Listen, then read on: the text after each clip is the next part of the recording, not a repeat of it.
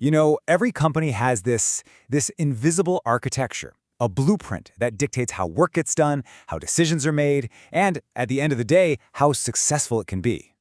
Well, that blueprint is called organizational structure, and today we're going to decode it. Just for a second, think about your own workplace. Why are certain people in charge? How did different teams actually manage to work together? I promise you, it's not random. It's all by design. So let's dig into what that design, that organizational structure really is. Okay, so what does that really mean?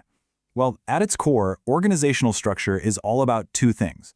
First, dividing up all the work that needs to be done, that's the division of labor, and second, coordinating all those different moving parts so they work together. It's basically the official roadmap for how everyone and everything connects. To build this structure, any leader is kind of like an architect, and they have a few essential tools they use. So let's open up that toolkit and take a look at the three core elements of design they have to work with. First up is something called span of control. It's actually a pretty simple idea. How many people does one manager directly oversee? If a manager has just a few people reporting to them, that's a narrow span. If they have a whole bunch, that's a wide span. And this right here perfectly illustrates the results of that choice. A narrow span of control creates what we call a tall structure with lots and lots of management layers. On the flip side, a wide span creates a flat structure with very few layers. Take Samsung, for example. For years, they had this rigid, tall hierarchy, but they recently flattened it to become more nimble and innovative. They literally cut out executive levels to get ideas from the bottom to the top way faster. All right, next tool in the kit, centralization. This one answers a huge question. Who gets to make the big decisions? In a company that's highly centralized, all that power sits with a very small group, usually right at the top. But in a decentralized company, that power is pushed down the ladder to people who are closer to the action. And the third tool is formalization. This is all about consistency and rules.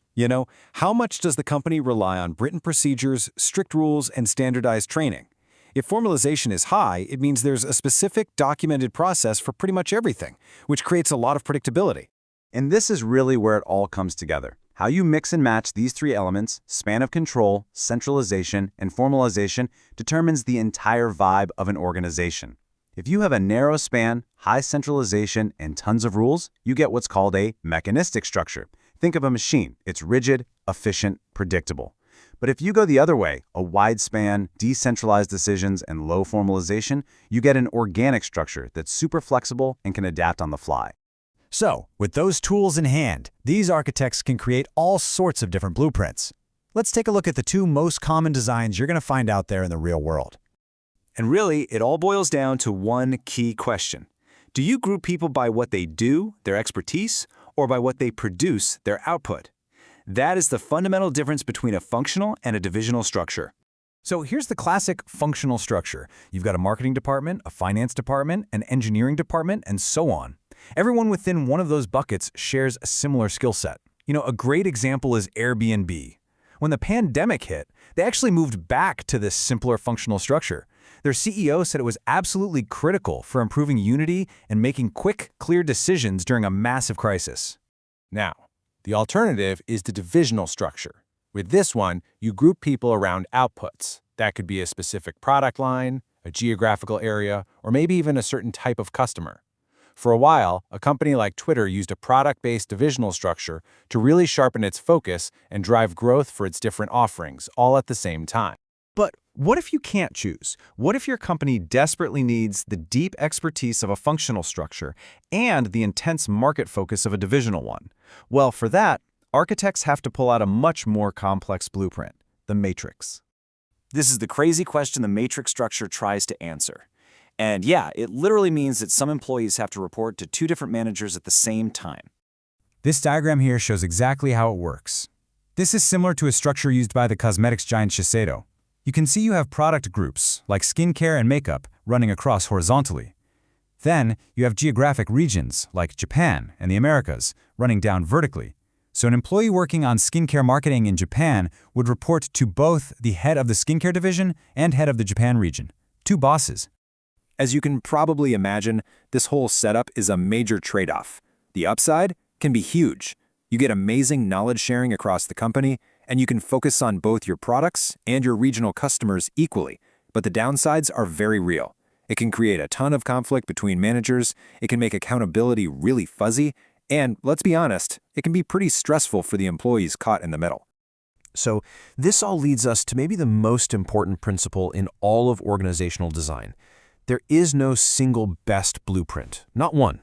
The right structure for any company always depends on its strategy and the world that it operates in. Just think about it for a second. If your whole strategy is based on constant, groundbreaking innovation, you absolutely need flexibility and collaboration. That points straight to an organic structure. But if your strategy is to be the lowest cost provider in the market, you need maximum efficiency and predictability. And that is a job for a mechanistic structure. The structure has to serve the strategy, not the other way around. And it's not just about your internal strategy either. The outside world plays a massive role. If your market is constantly changing, what we'd call a dynamic environment, you better have an organic structure so you can adapt. If things are stable and predictable, that efficient mechanistic one works just fine. And if you operate in a whole bunch of different countries or serve wildly different customers, a divisional structure is pretty much a must-have. So let's end with this. Take another look at the blueprint of your own organization. Does it really support the work you need to do today? And maybe more importantly, is it flexible enough to handle the challenges that are coming tomorrow? Because the answer to that question, well, it can make or break an entire company.